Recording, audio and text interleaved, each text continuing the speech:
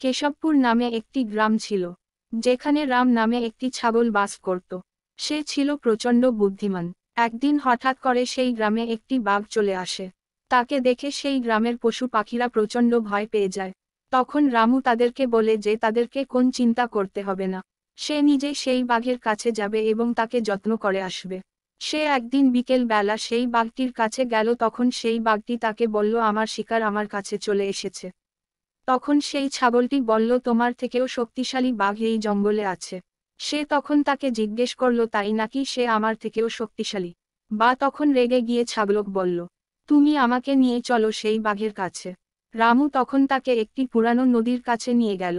সেই বাঘ নদীর জলে তার নিজেরই প্রতিচ্ছবি দেখে রেগে গিয়ে সেই নদীতে ঝাঁপ দেয়।